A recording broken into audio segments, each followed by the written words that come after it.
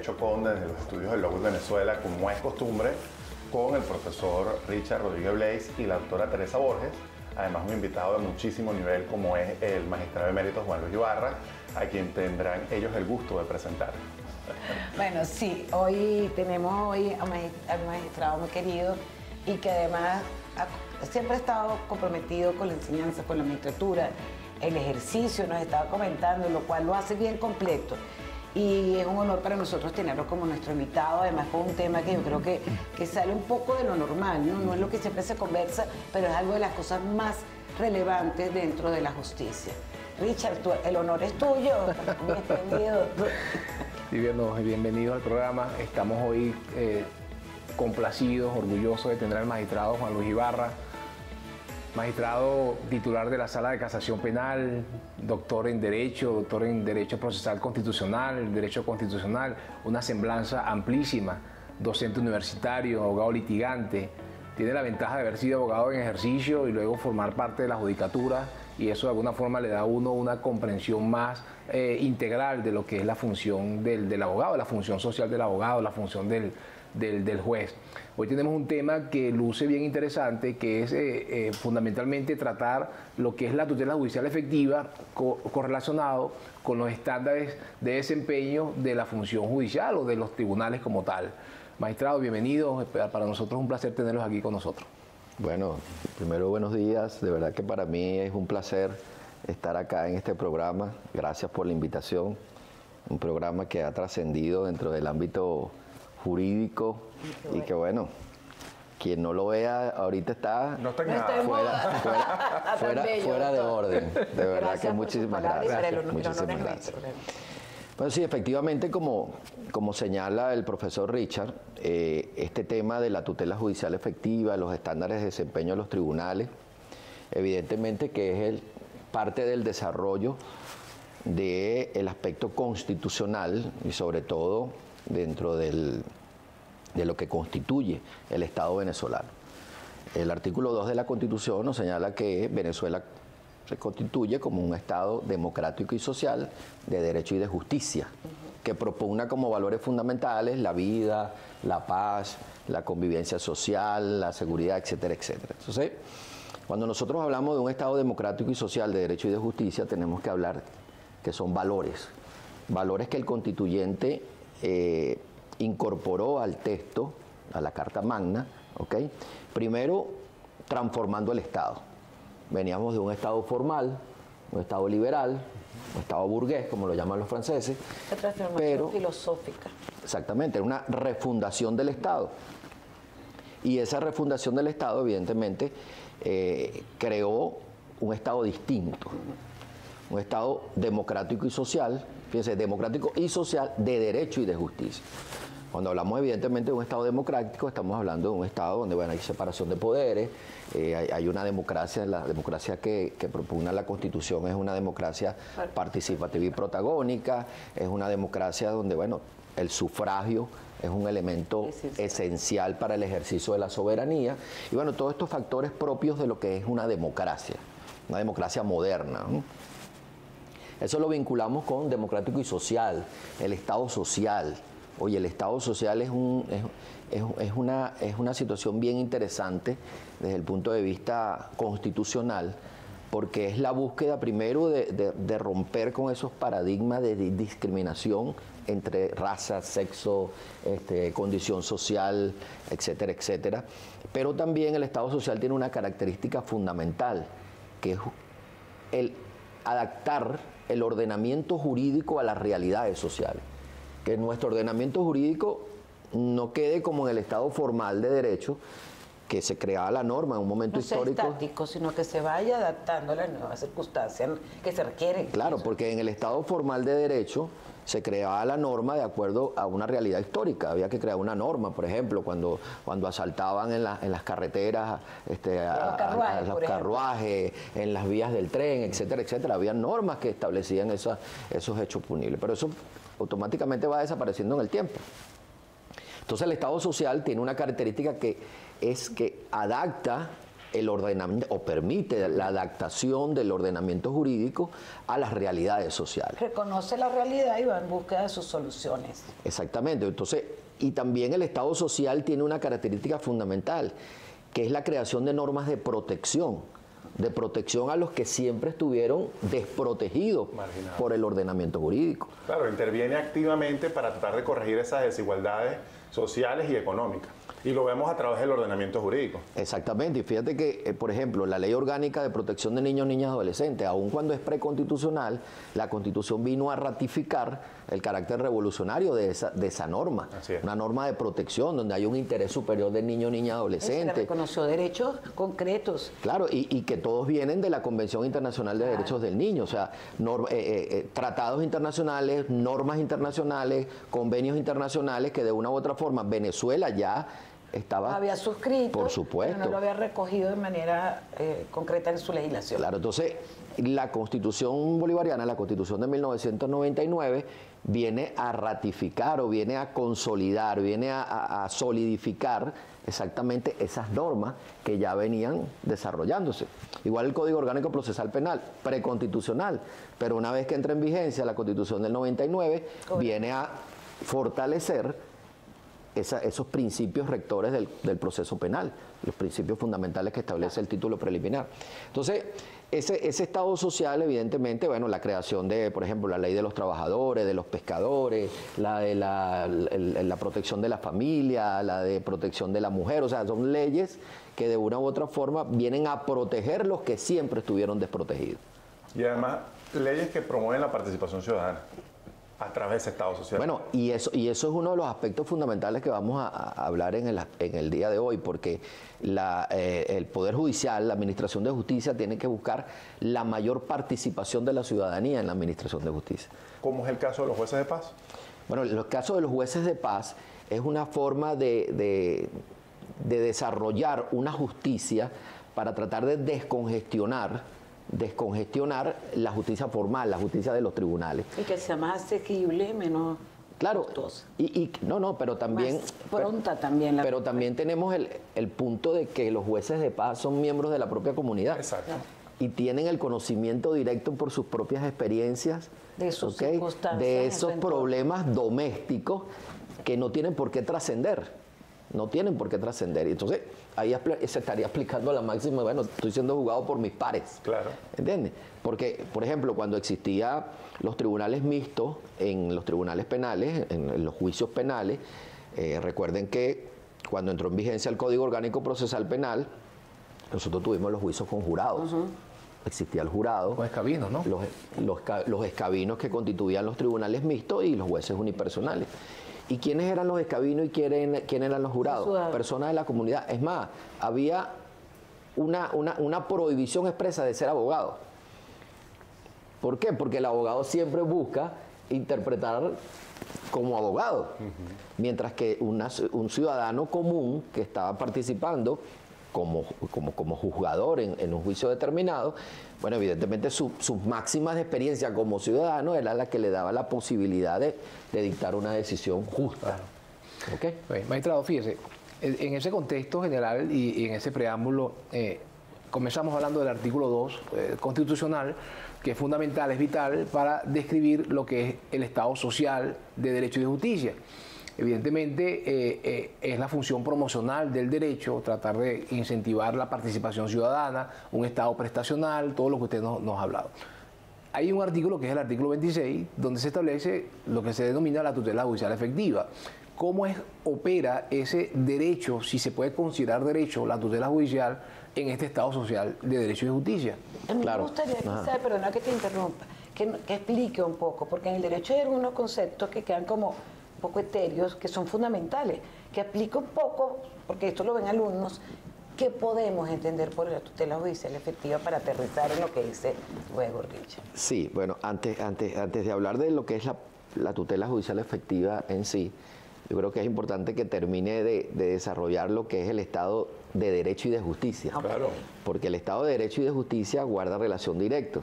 Cuando hablamos del Estado de Derecho estamos hablando de un Estado donde impera la ley, donde debe imperar la ley. Claro. Un Estado constitucional, donde la Constitución es la norma suprema, hay un principio de supremacía de la Constitución y cualquier norma que colide con la Constitución evidentemente debe ser declarada inconstitucional y por supuesto inaplicable.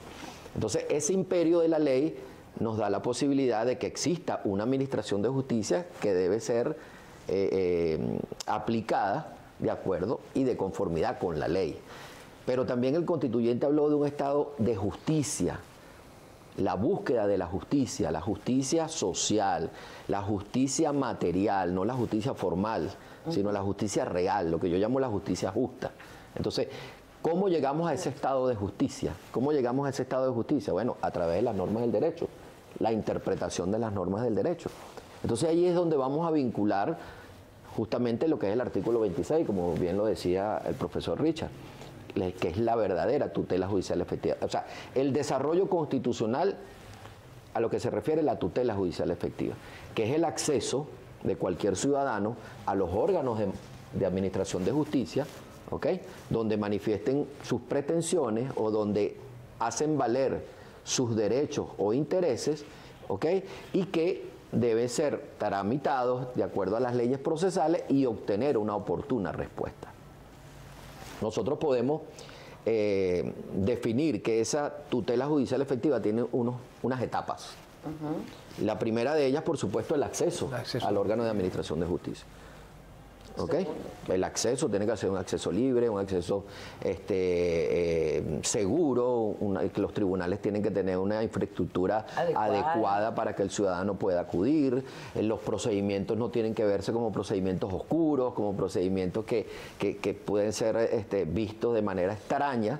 ¿Okay? Al contrario, la publicidad, la transparencia, para que todo. Claro, entonces ese acceso... Gratuito. Gratuito, es que la Constitución en el artículo 26 habla de la justicia gratuita. Claro, que tiene mucho que ver con el Estado de Derecho y de Justicia. Claro, y el propio artículo 26 no solamente nos habla o nos señala el acceso, el trámite y el resultado, o sea, el acceso, el trámite y la decisión, sino también que nos dice que el Estado debe garantizar una justicia gratuita, transparente, accesible, imparcial, etcétera, etcétera.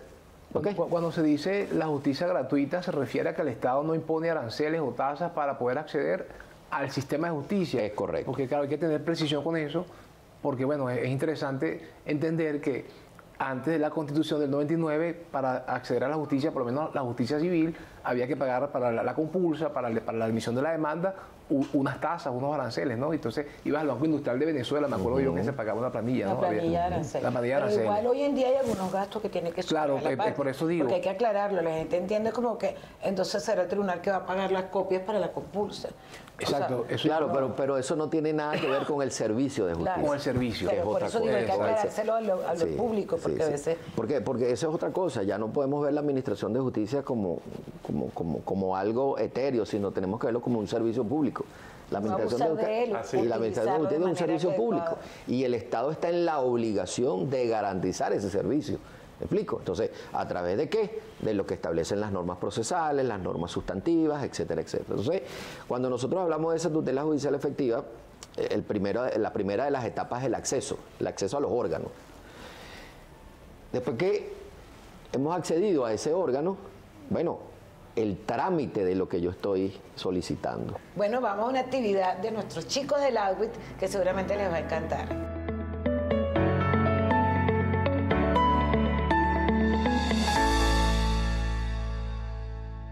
Desde las inmediaciones del LOWIT Venezuela reporta para ustedes Victoria Patiño, con el objeto de dar a conocer el criterio esbozado por la Sala Constitucional del Tribunal Supremo de Justicia en la sentencia número 85 del 24 de enero del 2002.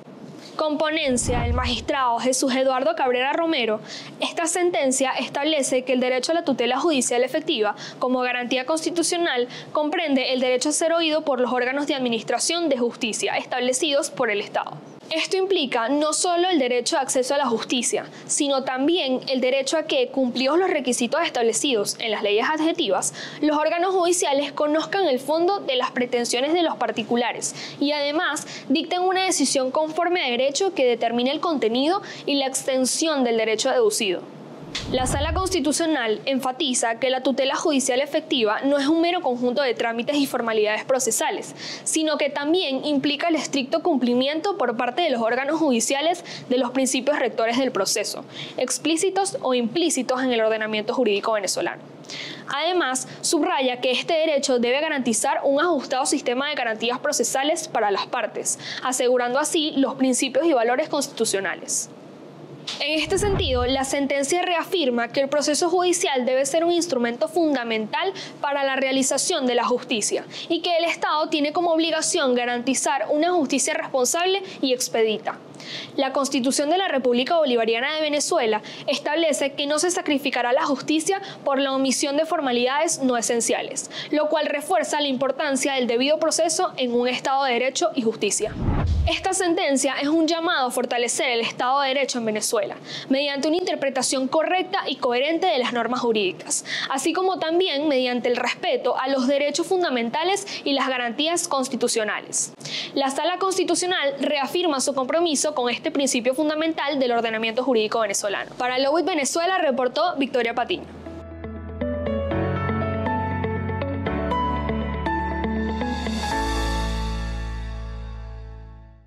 Bien, estamos de vuelta en este segundo bloque y quedó una pregunta en el aire o un tema que estamos desarrollando que es uno de los componentes o ingredientes de eso que se conoce como tutela judicial efectiva. Magistrado estaba conversando sobre el procedimiento. No sé si quieres continuar allí o, bueno, magistrado. Sí, bueno, estábamos conversando sobre lo que consideramos las etapas de la tutela judicial efectiva.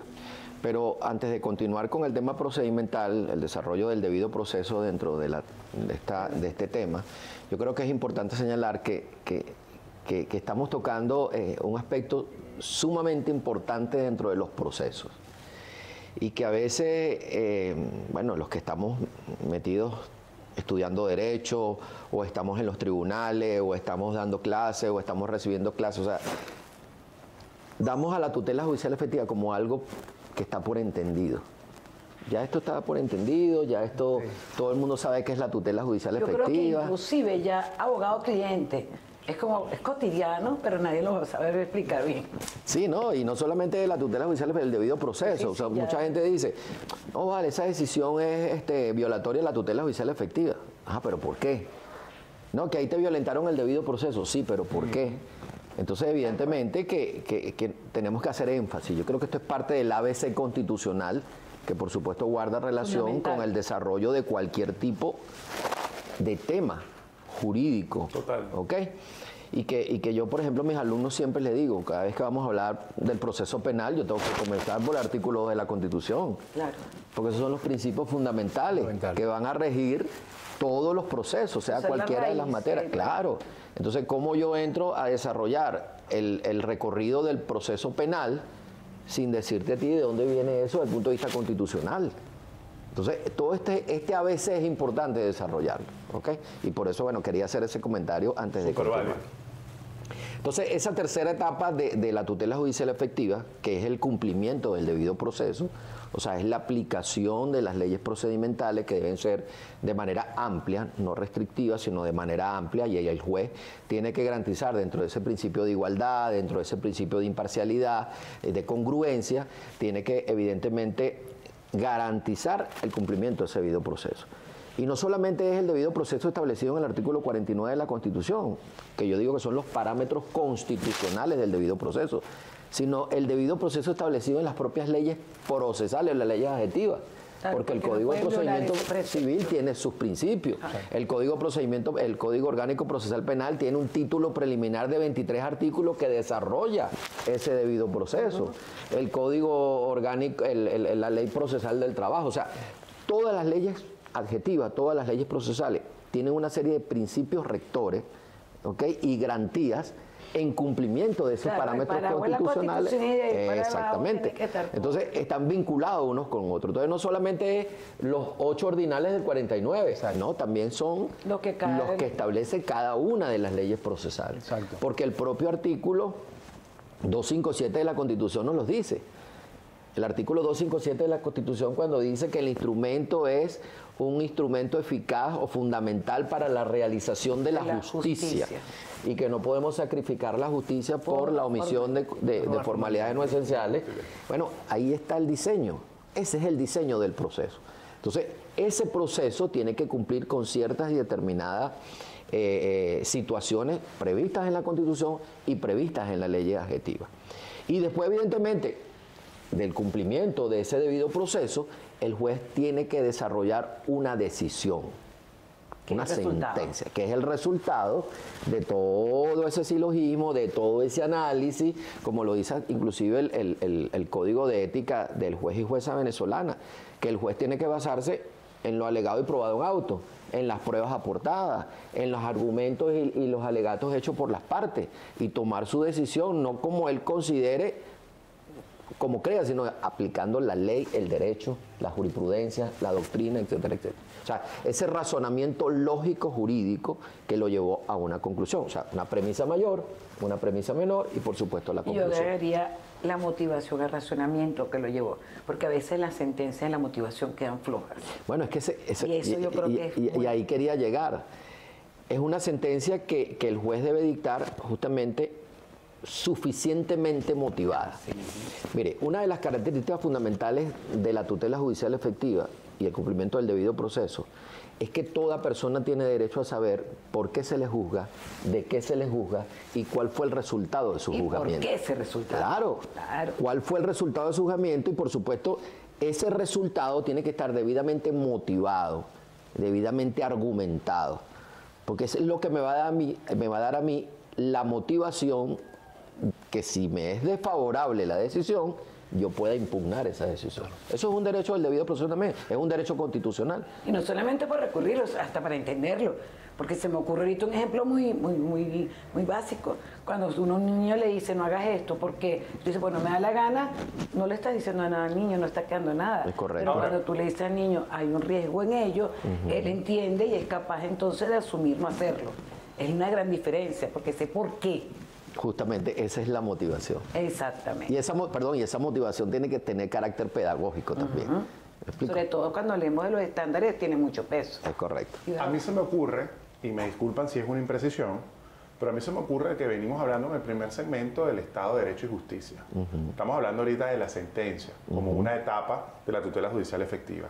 Ese jurisdicente, al momento de motivar su sentencia, más allá de fundamentar en razones de derecho, puede corregir también desigualdades, siguiendo el principio del Estado democrático de derecho y justicia. Claro, porque justamente una de las funciones del juez en la aplicación del derecho, en la aplicación de la ley, en la interpretación del derecho y en la interpretación de la ley, no solamente eso, sino que tiene que ser congruente dentro de la decisión. ¿Y qué significa la congruencia? La congruencia significa, y es el carácter sustantivo de la decisión. No es solamente usted tiene que ser congruente con los hechos que fueron llevados a proceso, usted tiene que ser congruente que esos hechos subsumidos en el derecho llevaron a una conclusión, y eso tiene que ser congruente, vamos a decirlo así, valga la expresión. Pero no solamente es la congruencia en la redacción, en el análisis y en el razonamiento lógico jurídico a donde llegó el juez, sino la consecuencia de esa decisión. O sea, cómo yo materializo esa decisión y cuál pudiera ser los efectos, hasta sociales, ahí donde voy con tu pregunta, hasta sociales de mi decisión como juez. Entonces, el juez tiene que pasearse por todo eso. Vayamos a un caso práctico en materia penal, personas que estén en situación de indigencia, en situación de calle. Bueno, por eso es que la propia ley, el Código Orgánico Procesal Penal, establece dentro de las alternativas de prosecución del proceso el principio de oportunidad. Entonces, ¿qué es el principio de oportunidad? Es una posibilidad que se le da al Ministerio Público de prescindir del ejercicio de la acción penal por razones humanitarias o por razones de Estado. Estado de Derecho y Justicia. Claro, estamos aplicando el Estado de Derecho y Justicia. Todo eso guarda relación. Entonces, por ejemplo, un caso insignificante que no tiene ninguna trascendencia social desde el punto de vista delictivo. Una persona que se robe una gallina para hacer una sopa. Exactamente. El Ministerio Público puede decir, no, yo prescindo del ejercicio de la acción penal por razones humanitarias.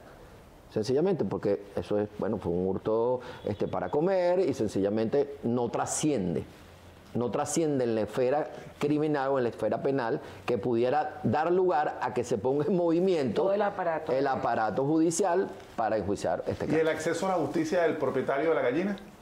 Bueno, pudiera ser también, pero entonces ahí tendría que ver, bueno, si es que es un gallinero que tiene 10.000 gallinas o sencillamente si era la única gallina que tenía ese señor. O sea, ahí es donde el juez tiene que ponderar exactamente el caso en particular.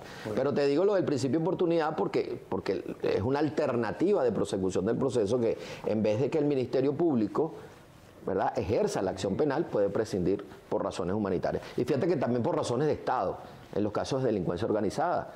Cuando una persona asume la responsabilidad y delata, ¿verdad?, a miembros de la organización criminal y logra la captura, o sea, con esa información se logra la captura o el desmantelamiento de esa organización, puede ser beneficiado hasta con la rebaja de la mitad de la pena.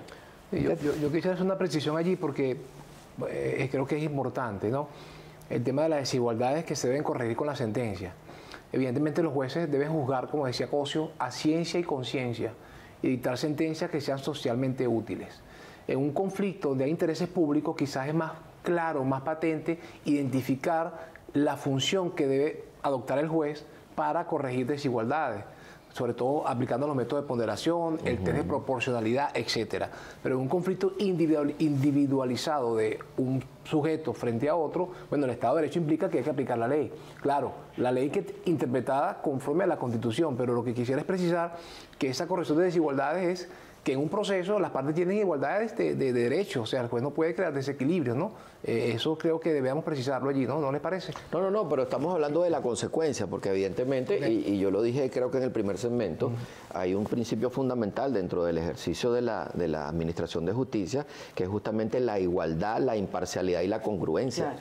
Eso está de la mano, claro. Y eso tiene que ver justamente con el análisis del juez de todo lo que sucedió en el proceso.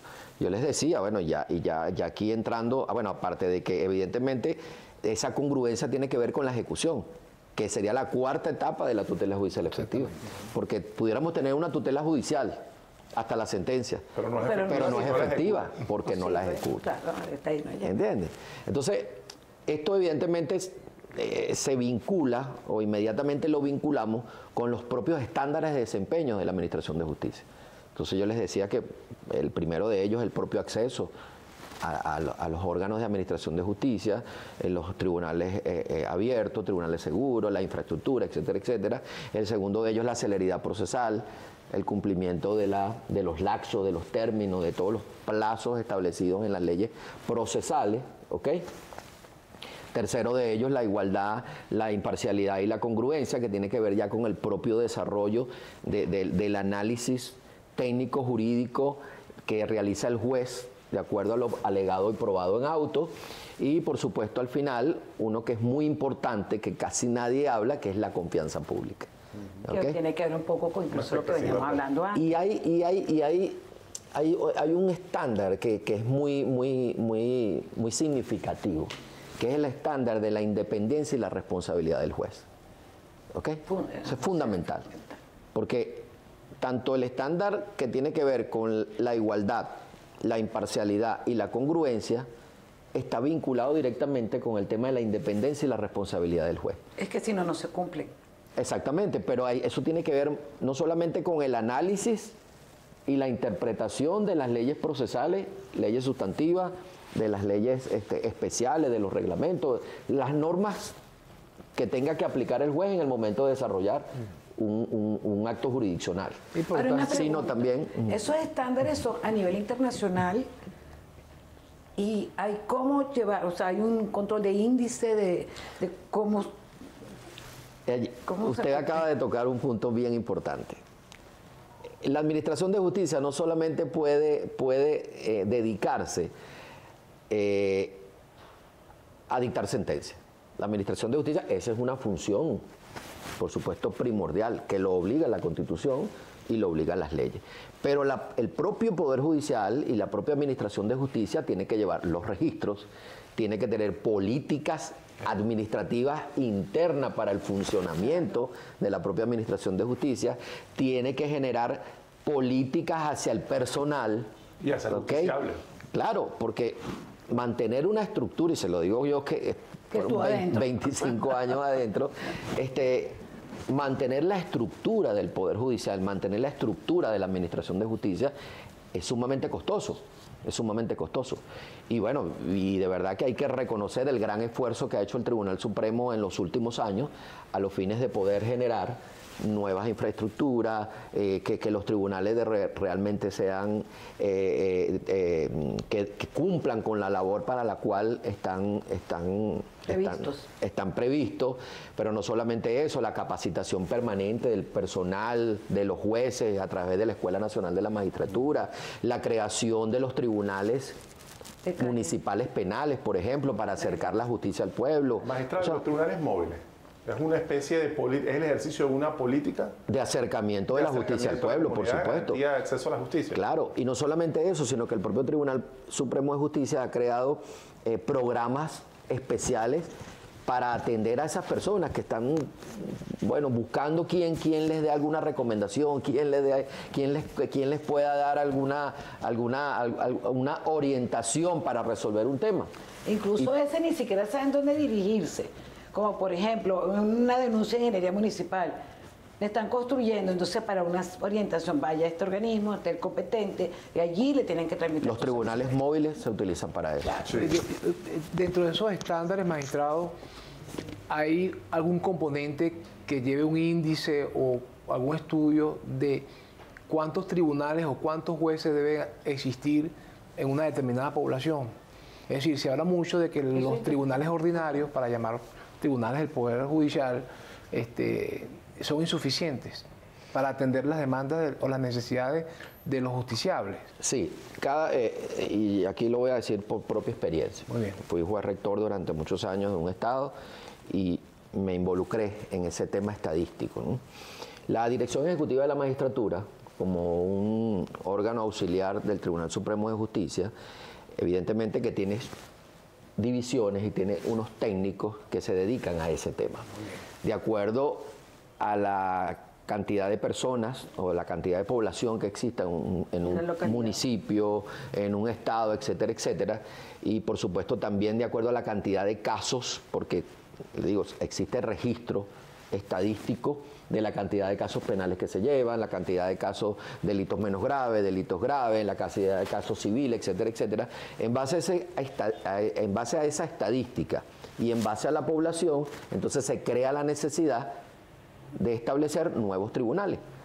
Inclusive ha habido municipios donde han suprimido un tribunal y se lo dan a otro municipio porque no tiene la cantidad de casos necesarios. Claro. Entonces, claro, vamos a darle la competencia del otro municipio también a los fines de poder justificar la existencia del tribunal como tal, porque estamos hablando de personal, de infraestructura, etcétera, etcétera. Sí existe y el Tribunal Supremo lo tiene a través de la Dirección Ejecutiva de la Magistratura. Bueno, mire, antes de entrar entonces a esos estándares de desempeño, una referencia, ¿no? Existe en materia penal eso de un estándar que es más allá de la duda razonable. Y en materia civil, esa norma en el Código de Procedimiento Civil, que ante la duda que los jueces no pueden sentenciar, sino cuando están convencidos de que hay plena prueba, ¿no? Son estándares que de alguna manera orientan, son unas pautas, ¿no? Ahora, esos estándares de desempeño, magistrado, evidentemente habrán cosas que corregir y tratar de recobrar la confianza de nuestro pueblo en el Poder Judicial. Me gustaría que hiciera alguna referencia a eso, pero vamos a un corte. No, todavía nos quedan unos minuticos. Quedan 2 minutos. Y después podemos ir al corte. Así que ya sabe que esta respuesta tenemos que hacerla concreta para que no lo interrumpa, doctor, porque a mí me toca siempre esa labor. Soy la guillotina. Uno de los estándares más importantes es el tema de la confianza pública. La confianza pública es un estándar que podemos plantearlo en diferentes grupos, vamos a decirlo así. Hay un grupo general, que es la población en general, que evidentemente sabe que existe una administración de justicia, sabe que puede acudir a la administración de justicia cuando tiene algún planteamiento, a hacer valer un derecho, o sus derechos, sus intereses, pero a veces no ha tenido ningún contacto con esa organización de la administración. Sí. Hay otro nivel, ¿okay?, que es el nivel de los formadores de opinión. Entonces, todos los periodistas, los reporteros, las personas, bueno, ahora con el tema de las redes sociales, los influencers, los youtubers, no sé qué cosa, entonces que dan cierta imagen del Poder Judicial. Y están permanentemente, bueno, pero también ayudan a informar qué está haciendo el Poder Judicial. Porque a veces habría que vincularlo con el tema de la responsabilidad del Total. Claro, porque desafortunadamente la comunidad en general no tiene una información precisa del trabajo que viene haciendo la Administración de Justicia o el trabajo que viene haciendo el Poder Judicial. A veces es desconocimiento. A veces, entonces, mucha gente opina distinto, pero por falta de conocimiento. Por eso yo digo que las redes sociales es un arma de doble filo. Y además que pareciera que quienes acuden a las redes sociales a informar o a desinformar, según se ha visto, son aquellos aspectos de mejora, pero no acuden a informar o a desinformar, según se ha visto, aquellos aspectos que deben ser aplaudidos. Es decir, pareciera que el canal para comunicar los avances del Poder Judicial es el mismo canal del Poder Judicial. No son los abogados en ejercicio quienes utilizan sus canales para informar los avances del Poder Judicial. Ojo, pero sí utilizan sus canales para informar de repente los desaciertos del Poder Judicial. Ahí hay una brecha. Adelante.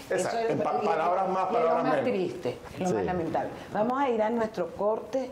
Y también los invitamos ahorita a ver una actividad en nuestro Vamos a ver la Dama Ciega, pero eso no lo hacen nuestros chicos. Eso es importante. Y bueno, nos reintegramos dentro de un ratico. Venimos. Chévere.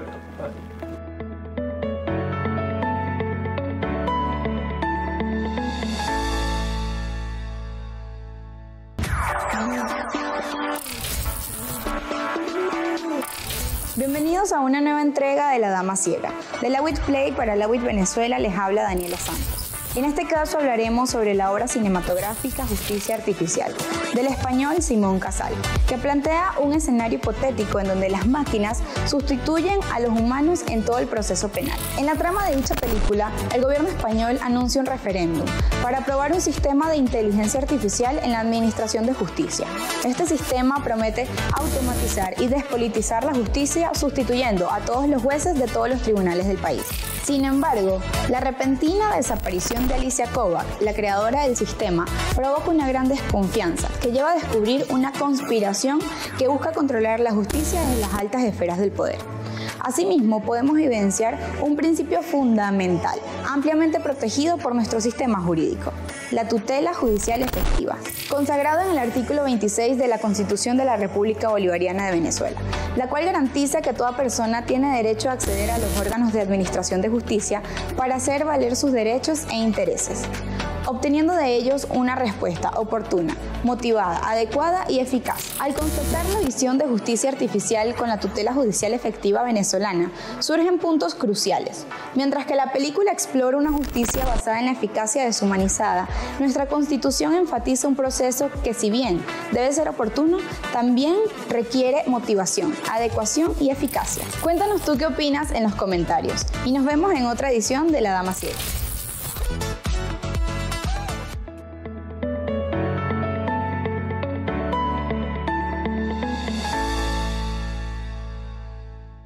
Bien, estamos de regreso con la visita del magistrado emérito Juan Luis Ibarra y seguimos con nuestro tema, los estándares de desempeño de la Administración de Justicia. Sí, bueno, como hemos conversado, como venimos conversando a través de esta extraordinaria oportunidad que ustedes me han brindado, bueno, hemos hecho un paneo total partiendo desde el artículo 2 de la Constitución, el artículo 26, que nos lleva a la aplicación del artículo 49, el cumplimiento del debido proceso. Un hilo conductor completamente. Completico, desde el Estado de Derecho y Justicia, tutela judicial efectiva, cumplimiento del debido proceso y, por supuesto, el ejercicio o la interpretación que da nuestra Carta Magna en el artículo 257, donde establece que el proceso constituye un instrumento eficaz fundamental para la realización de la justicia. Fíjate que ahí también hay un tema que habla de las leyes procesales, que las leyes procesales procurarán, evidentemente, ser más eficaces, procurarán establecer un juicio oral y público, establecer celeridad procesal. O sea, las leyes procesales deben facilitar, simplificar y facilitar, ¿verdad?, el ejercicio del derecho para la aplicación de la justicia. Lo que yo decía, la justicia justa, que a usted le gustó mucho ese término, la justicia material. Lo va a hacer mío, si eso se lo robé. La justicia material, la justicia real. Entonces, estos estándares de desempeño que hemos conversado, que tienen fundamentalmente el acceso al órgano de administración de justicia, un acceso libre, un acceso que los propios procedimientos no parezcan oscuros, que los procedimientos sean claros, que las normas del debido proceso se apliquen realmente como deben ser, porque eso también es un obstáculo que pudiera existir. Y no solamente eso pudiera ser, sino el aspecto, por ejemplo, geográfico. O sea, que una persona que vive en un municipio lejano de la capital del estado tenga la posibilidad de tener un órgano de administración de justicia cercano para poder acudir a que se le haga valer sus derechos e intereses. Incluso la simple infraestructura. Claro, es que tiene que ver. Pueden ser obstáculos, claro, porque pueden ser obstáculos geográficos, económicos también, porque si es costoso el traslado, también. Nosotros tuvimos muchísimas experiencias. Yo estuve en la Corte de Apelaciones del Estado Miranda, y el Estado Miranda en ese momento, los tribunales de Los Teques tenía la competencia hasta la frontera con el Estado Anzoátegui. Entonces era todo el este del Estado Miranda, el oeste, los altos mirandinos. Entonces había gente que venía del clavo de allá de la frontera con el Estado Anzoátegui. Entonces esa persona tenía que llegar hasta Los Teques. Entonces, claro, afortunadamente, repito, las políticas del Tribunal Supremo de Justicia han ido acercando los tribunales más hacia la gente, más hacia el pueblo, y han ido creando nuevos tribunales en todas esas poblaciones para acercar y garantizar esa tutela judicial efectiva. Entonces, esos obstáculos tienen que ser superados para que realmente podamos hablar de acceso a la justicia. Después viene, evidentemente, la celeridad procesal. La celeridad procesal, que es el cumplimiento de los lapsos, de los términos, de todo lo que establece las leyes procesales en cuanto a la aplicación, porque si no cumplimos con las leyes, con la celeridad procesal, evidentemente estaríamos hasta dando una manifestación clara de injusticia, porque la gente está pidiendo que su decisión sea dictada de conformidad con los plazos y términos que establece la ley. Claro, pero entonces ahí hoy estoy antipática, no porque me pongo como usuario, pues. Ok. Hay dos cosas que me preocupan, porque eso es lo ideal y eso es lo que debería ser, por eso es un estándar. Pero, por ejemplo, cuando diseñamos los procedimientos al estipular los lapsos, normalmente nunca los logramos cumplir después de la práctica. Entonces la pregunta es, ¿no será que tenemos que ser más realistas y establecer lapsos que de verdad se puedan cumplir para que la gente pueda saber con seguridad? Me va a tardar 1 año, 2 años aproximadamente. Pero entonces por el otro lado viene la celeridad en la respuesta, que entonces tenemos la manía de acortar plazo para que la respuesta sea más rápida. No podrá lesionar eso el derecho a la defensa. Claro. O sea, es un tema... Es que cuando hablamos del tema de celeridad procesal, a veces pudiera traducirse en el hecho de que si no me cumple con los plazos y no me cumples con los términos, no me estás dando tutela judicial efectiva. Y así lo entiende el usuario. Perfecto. El tema está que los jueces deben saber interpretar de manera amplia las leyes procesales, sin caer en que el hecho de que esa interpretación pueda verse afectada esa garantía de la tutela judicial efectiva. ¿Qué quiere decir esto? De que efectivamente el juez tiene que ir resolviendo los casos, poco a poco, cumpliendo con los lapsos. Pero recuerda que a la vez que él está resolviendo, están entrando nuevos casos. No, yo eso estoy clara. El problema es cómo el ciudadano lo siente. Entonces, el Poder Judicial, en este caso la Administración de Justicia, también tiene que crear mecanismos de control de ingresos, registros que tengan que ver con las estadísticas que lleva el tribunal, casos resueltos, casos... lo que estaba hablando con la pregunta de Richard. Las estadísticas, cuántos tribunales necesito para esa... Y que la Dirección Ejecutiva de la Magistratura le exige a todos los tribunales estadísticas. Ahora, magistrado, ¿una sentencia tardía es equivalente a la negación de justicia? No necesariamente, porque la propia ley procesal a veces da la oportunidad de que el juez tome un mayor tiempo de acuerdo a la complejidad del caso. Okay. ¿Entienden? En materia civil tiene la posibilidad de diferir la publicación de la sentencia. En materia penal sí hay lapsos porque estamos hablando de juicios orales y públicos. Y el juez tiene la obligación, una vez concluido el debate y que las partes presenten sus conclusiones, tiene que dictar la sentencia. Que haya más compromiso del juez. Claro. Todavía porque tiene que estar totalmente al día o sea, activa con su expediente, conocerlo, porque al tener la audiencia inmediatamente tiene que dictar su fallo. Pero es que una de las virtudes del proceso penal, en este caso, al cual han hecho referencia, es la inmediación. Claro, pero el juez tiene que tener compromiso. Claro, está la inmediación, está la oralidad, está la concentración. Entonces el juez tiene que decidir inmediatamente una vez que ha concluido, que han presentado las conclusiones después del debate. Entonces tiene que estar al día. Y por eso es que el legislador estableció, inclusive, si pasa un lapso, pasa el día 11, después que se ha suspendido el juicio y no se reanuda el juicio, se interrumpe el juicio y tiene que empezar de nuevo. La razón de ser de eso es la inmediación que debe existir, que el juez va a tomar su decisión con todos los sentidos.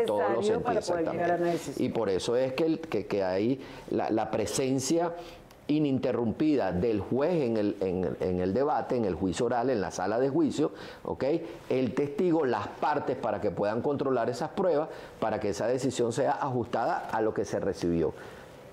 Si ese juez como tal no fue el que presenció la declaración del testigo, si ese juez no fue como tal la que recibió la declaración del experto del perito, lo que pasó en el proceso. No, es que no hay mediación. Claro, y si no hay mediación no puede tener la conciencia o la capacidad necesaria, ni objetiva ni subjetiva, para tomar una decisión.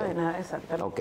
Entonces, el tercer elemento importante aquí es o estándar de desempeño, es el que es relacionado con la igualdad.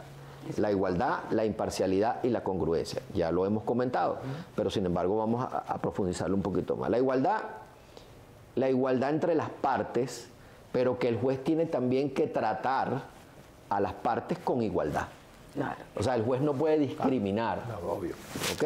Y aquí donde está en juego el aspecto social también. O sea, no puede haber discriminación de raza, sexo, religión, etcétera, etcétera, en virtud de que en un proceso las partes tienen los mismos derechos.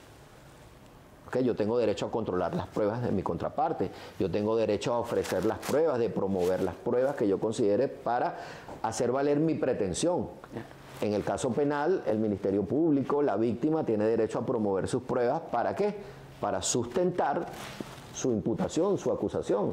El imputado tiene derecho, mediante su defensor también, a rechazar esas pruebas, pero también de promover u ofrecer las pruebas que considere necesarias para sustentar rechazar o contradecir esa imputación de la cual es objeto.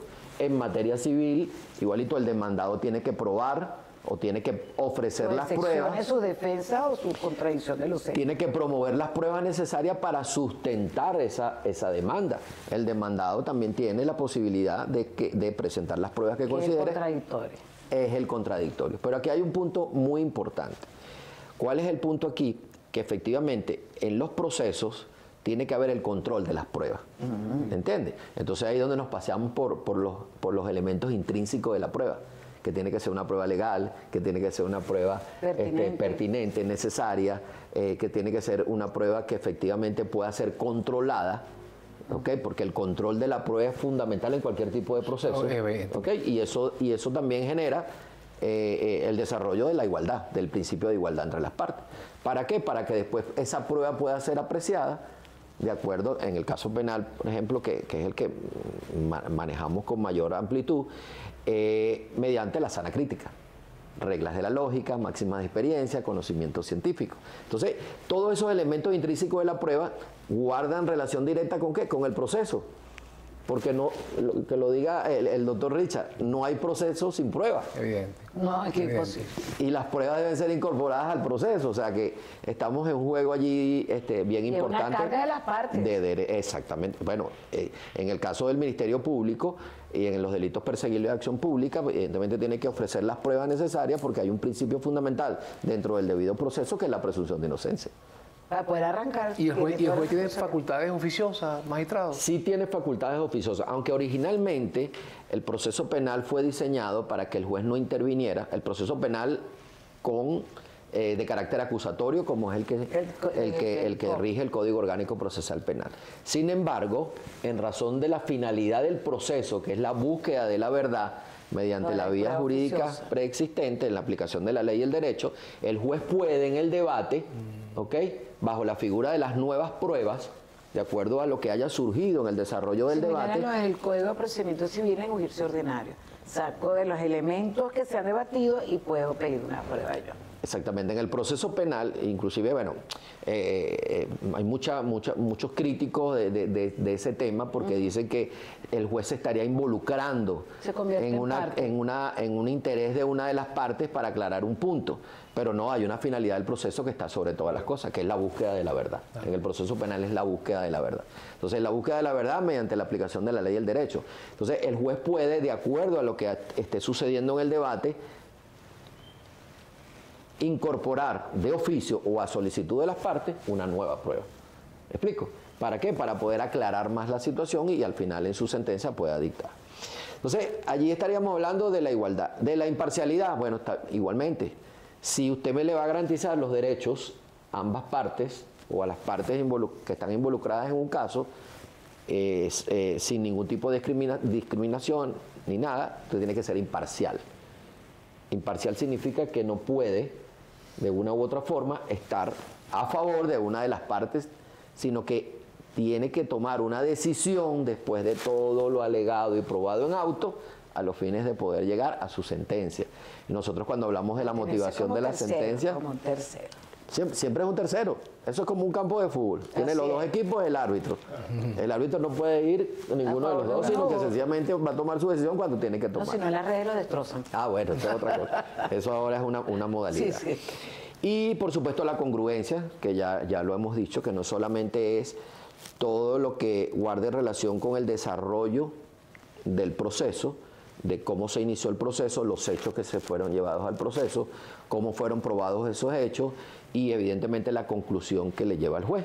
Hablamos de la motivación, que es sumamente importante, porque la motivación es una forma de evitar la arbitrariedad judicial. Exactamente. Y es la posibilidad que tiene cualquiera de las partes también, o la parte afectada o no afectada, de saber la conclusión o el razonamiento lógico jurídico en el cual llegó, o al cual llegó el juez después de haber analizado. Si no hay motivación, evidentemente que eso es una violación flagrante al debido proceso y a la tutela judicial efectiva. Y eso lo ha dicho reiteradamente no solamente el Tribunal Supremo en sala constitucional, sino en toda la sala del máximo tribunal. Posteriormente estaríamos hablando de otro estándar, que es el estándar que tiene que ver con la responsabilidad y la independencia. El juez tiene que ser responsable en el momento de dictar una decisión.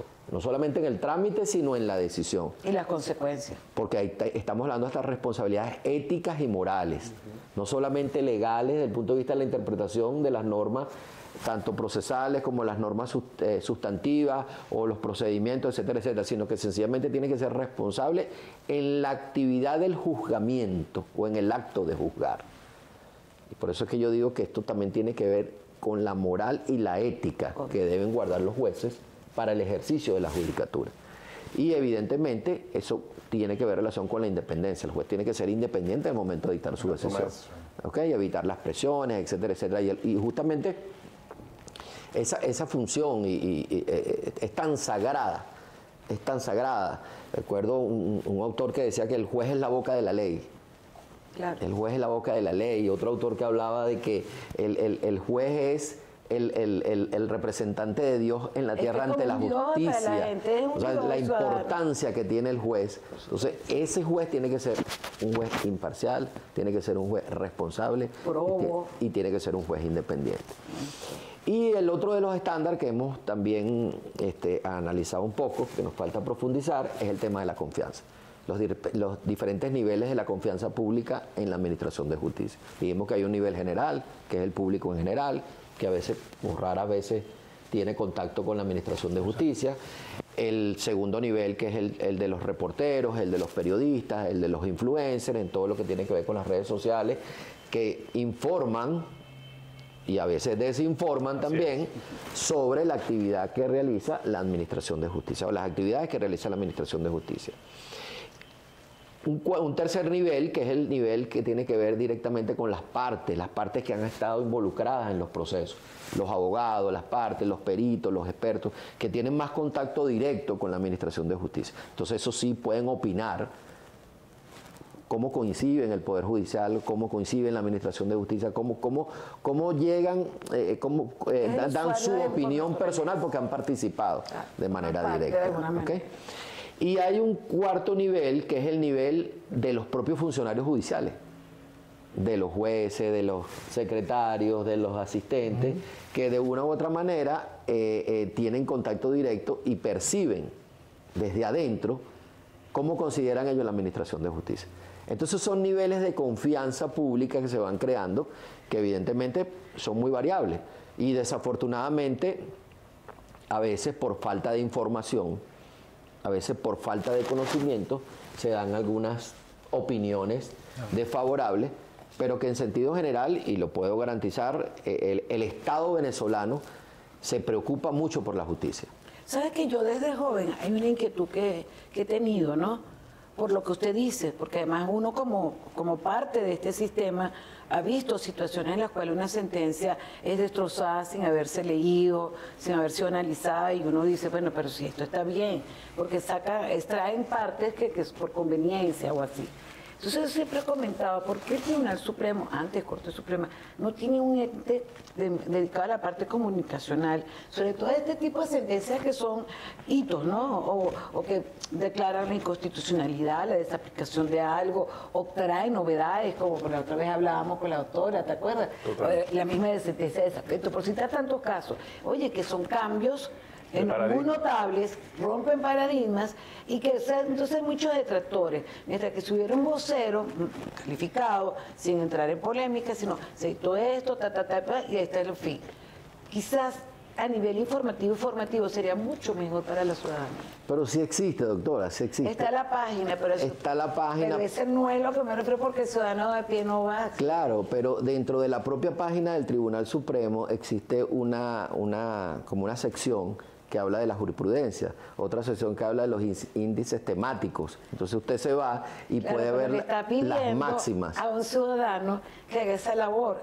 Yo digo, o sea, y sería ya para revisar más profundamente, sino que sobre todo este tipo de sentencias que suenan, porque como decía Álvaro, rompe paradigmas, pero adicionalmente tienen siempre un mensaje de enseñanza, de cambio, de adaptaciones a realidades.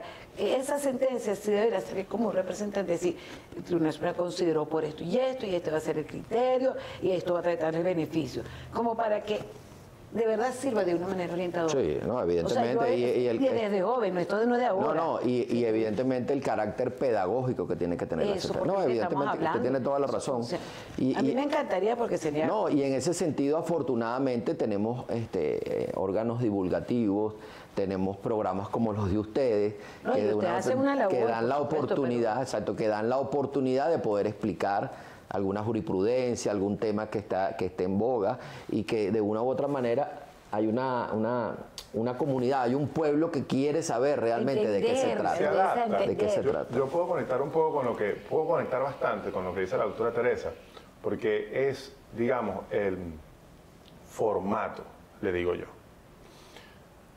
En este momento vivimos una sociedad donde el formato en el que se consume la información es un formato más próximo, más cercano a través de canales audiovisuales.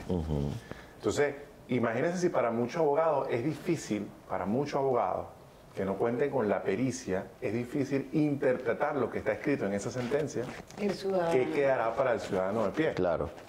Entonces, ahí hay un nicho. Que está desértico, ¿no? Y hay alguien que agarra una bandera y dice, bueno, yo voy a decirte qué dicen estas sentencias. Pero realmente yo estoy levantando una bandera que es un distintivo para mí. Pero realmente no necesariamente tiene que haber una intención genuina de comunicar la sentencia, los aspectos favorables de la sentencia. Lo más seguro es que tú le vas a dar tu visión, tu interpretación. Sí, porque siempre hay un sesgo y es opinable. Y no es lo que queremos, sino queremos que sea pedagógico. Yo conecto con eso, conecto bastante con eso. Bueno, pero también hay un tema del sesgo del ciudadano a pie, ¿no? Sí, claro. También el ciudadano a pie muchas veces tiene un sesgo y a veces es difícil. Y lo tiene el abogado. El abogado, yo me permito hacer el comentario, muchos abogados que le tiran piedra al tema de los jueces de paz. porque, oye, de ahí es donde, esos son las menudeces que yo cobro, los trámites, los derechos y tal. Entonces me pone un juez una justicia gratuita en mi comunidad y eso es a lo que yo me dedico, porque bueno, tengo un despacho o una firma grande para llevar casos grandes y le lanzan piedra al rancho. Claro. Algo que yo siempre he criticado, y yo me permito hacer el comentario, bueno, es que nosotros como abogados muchas veces, no nos incluimos a nosotros cuatro, pero muchos abogados pierden el foco y le lanzan piedra al rancho que es de uno. Porque con su aspecto de mejora o no es nuestro sistema. Así es. Y si tú lo ves como un negocio, si lo vieras como un negocio, pues no es inteligente lanzarle piedra a tu rancho cuando tú ofreces un servicio privado. Correcto. Tiene sentido. Si no lo ves como un negocio y lo ves como debería. Hay un interés, hay un sesgo clarito. Total. Claro. Bueno, vamos a nuestro último corte, lamentablemente.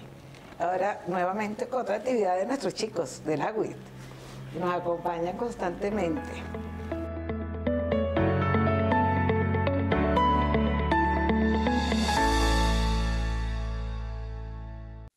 En el marco del sistema jurídico venezolano, la tutela judicial efectiva es un pilar fundamental para garantizar el acceso a la justicia y la protección de los derechos de los ciudadanos. Este derecho, consagrado en el artículo 26 de la Constitución venezolana, asegura que toda persona pueda acceder a los órganos de administración de justicia para restablecer una situación jurídica vulnerada. La tutela judicial efectiva no solo se limita únicamente al acceso a los tribunales, sino que abarca una serie de garantías constitucionales como el debido proceso, la gratitud de la justicia, la celeridad procesal y la ejecución efectiva de las sentencias. Además, incluye principios como la imparcialidad, la transparencia y la independencia judicial, que son fundamentales para asegurar una justicia equitativa y eficaz. Este derecho también se encuentra respaldado por el artículo 49 de la Constitución venezolana, que establece las garantías procesales que deben acompañar todo procedimiento judicial, como el derecho a la defensa, la presunción de la inocencia y la notificación de cargos. En conjunto, estos elementos conforman un mecanismo robusto que busca proteger los derechos e intereses legítimos de los ciudadanos, tanto individuales como colectivos.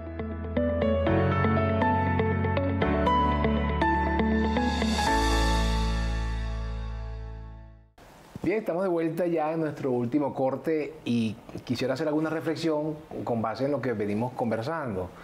Una de las cosas que a mí me preocupa mucho es ver que algunos jueces todavía no han entendido dentro de todos esos estándares, dentro de lo que significa el derecho a la tutela judicial efectiva, que la acción, el derecho de acceso debe ser realmente garantizado y debe ser interpretado de forma amplia. No en balde la Sala de Casación Civil, incluso la Sala Constitucional, han hecho de alguna manera muchas exhortaciones con respecto a lo que se conoce como el principio pro actione, es decir, favorecer el derecho de acción, el derecho de acceso a la justicia. Y por otra parte, quisiera llamar la atención en cuanto a que la divulgación de las decisiones que son emblemáticas, que son paradigmáticas, deberíamos tratar de que la Gaceta Judicial pues, pueda tener esa función para evitar un poco pues, que se tergiversan a veces decisiones que son importantes y se pierden precisamente en su eficacia por la falta de una divulgación oficial. Bueno, magistrado, la palabra es suya. Sí, efectivamente, la colectividad tiene que siempre buscar tener la mayor confianza en su poder judicial, la mayor confianza en su administración de justicia, porque en la medida de que el pueblo confíe en sus instituciones, en esa medida las instituciones pueden responder, ¿ok?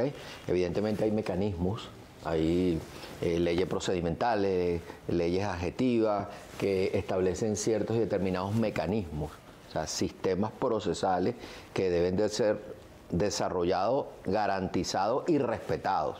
Y ahí es donde está la labor de los jueces. Y además también los sistemas correctivos. Claro,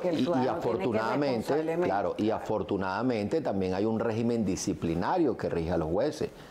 Usted ha tocado un punto bien importante, que es que el Tribunal Supremo, a través de los órganos auxiliares, ¿okay? Así como el Tribunal Disciplinario, la Inspectoría General de Tribunales, son mecanismos de control disciplinario de la actividad jurisdiccional. Claro. Eso es sumamente importante. Bueno, el juez que lamentablemente se desvíe. Y hacemos el llamado de que no abusen, porque después entonces lo agarran como No, y evidentemente, o sea, le digo, por ejemplo, la Inspectoría General de Tribunales, eso es otra cosa importante. La Inspectoría General de Tribunales, yo recuerdo hace muchísimos años que cualquier persona que quería hacer una denuncia tenía que venir a Caracas. Ahora la Inspectoría General de Tribunales en cada sede judicial tiene un órgano receptor de denuncia, y eso es importante, porque eso también es forma de control. ¿Okay? Mejorar, perfeccionar las cosas, la falla. Y que el ciudadano tenga a dónde acudir. Porque cuando hablamos del acceso a la justicia es eso también. Que es escuchado. Que es escuchado, que es atendido y que se le tramita su denuncia. O sea, si usted denuncia a un juez porque considere de que ha cometido alguna irregularidad en el ejercicio de sus funciones, bueno, ahí está el inspector de tribunales, recibe la denuncia e inicia el procedimiento correspondiente, procedimiento disciplinario correspondiente. Y que seguramente el desempeño del juez de alguna manera mute bajo el prisma de que hay una oficina que recibe esa denuncia por parte del justiciable. Bueno, es que... O haga el esfuerzo de mutar. Como todas las instituciones, todos los organismos policiales, la misma Fuerza Armada Nacional Bolivariana, o sea, tienen órganos de control disciplinario. Y esos órganos de control disciplinario son necesarios. Porque primero que son seres humanos y de una u otra forma algunos se descarrilan y algunos toman algún camino distinto. No solamente sancionatoria para medir el promedio de los estándares que estamos hablando, también. Casualmente, fíjese que parte de esos estándares, quizás no lo hemos mencionado, que es tanta la responsabilidad del juez que en caso de su acto de juzgamiento incurra en un error inexcusable, él puede ser objeto incluso hasta de una sanción personal y patrimonial. Sí, el ordinal octavo del artículo 49 establece la responsabilidad de la reparación del daño por error judicial, ¿ok? Y eso es importante también. La pista del valor que tiene un juez, la importancia, la relevancia dentro de la sociedad. Por supuesto. Entonces, esa función jurisdiccional en los actuales momentos, yo creo que es importante que la colectividad sepa que tiene un poder judicial que está dando respuesta, tiene un poder judicial que los atiende, que se está acercando cada día más al pueblo, que tiene capacidad para poder atender y dar respuestas necesarias dentro de los parámetros que establece la norma, las normas adjetivas, las normas procedimentales. Y de verdad que hay que aplaudir digamos, los programas que está llevando adelante el Tribunal Supremo para eso, para garantizar el acceso a la justicia. Es que el propio Tribunal Supremo de Justicia, dentro de su eslogan, justamente por la consolidación del Estado democrático y social de derecho y de justicia. Bueno, el Tribunal Supremo tiene una función fundamental dentro de la sociedad y lleva adelante el gobierno y la administración del Poder Judicial a los fines que justamente pueda generarse la mayor confianza en la ciudadanía a sus órganos de administración de justicia. Y además prestarle la administración de justicia adecuada. Eso es correcto. Que hay algunas iniciativas que no son tan publicitadas, como es el caso del Tribunal Móvil y como es el caso de los jueces de paz, pero bueno, hay oficinas, coordinaciones de digitalización documental, hay el programa del TCJ va a tu escuela, las iniciativas de vinculación, los convenios de vinculación con las universidades. Es decir, definitivamente hay un trabajo que aplaudir que se está haciendo. Valgan estos espacios de alguna manera para enviar ese saludo y también un mensaje a la colectividad de que bueno, el trabajo se arrancó, pues estamos en eso. Pues. No, y que otro aspecto bien importante, que bueno, que de verdad que no lo tocamos, pero es bueno recalcarlo, que es que el Tribunal Supremo de Justicia se está adaptando a las realidades sociales. O sea, hay una realidad social, la inteligencia artificial, la utilización de la telemática, la utilización de la tecnología para dar respuestas justamente también, para dar tutela judicial efectiva. Bueno, telemático. Claro. Vamos a estar claros en algo, cuando la pandemia, sin estar, porque nos cayó de pronto y hubo una respuesta, podemos decir que no fue la más adecuada, quizás que tenía muchas fallas, pero hubo la respuesta en su momento. Pero es que fuimos aprendiendo paulatinamente. La verdad es que no estábamos preparados, pero hubo la respuesta. Yo creo que el mundo no estaba preparado. No estábamos preparados, pero bueno, pero ahí hubo una respuesta. Se ve, claro, hubo la respuesta.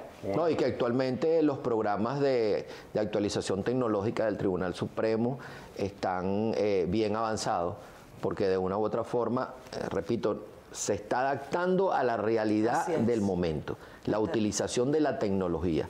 Y afortunadamente también las academias, las universidades están creando muchos cursos de capacitación con énfasis al desarrollo de las nuevas tecnologías. O sea, el desarrollo del derecho, pero con énfasis en las nuevas tecnologías. Porque la inteligencia artificial se las trae. Y de una u otra forma nosotros tenemos que saber utilizar la inteligencia artificial. Por aquello que tú manifestabas de los sesgos, porque no todo es cierto lo que dice la inteligencia artificial, pero la inteligencia artificial va a servir de instrumento, inclusive para administrar justicia. Hace poco tuvimos un curso, un postdoctorado que estamos coordinando de Derecho Penal Internacional con énfasis en las nuevas tecnologías, donde el doctor Antonio Bello nos explicó una sentencia dictada por la Corte Suprema de Colombia, donde avaló una decisión dictada por un juez utilizando la inteligencia artificial. Entonces, claro, no es que la inteligencia artificial te va a dar a ti la respuesta, que tú le vas a poner, mira, este es el caso, entonces, no. La inteligencia artificial te puede servir como herramienta.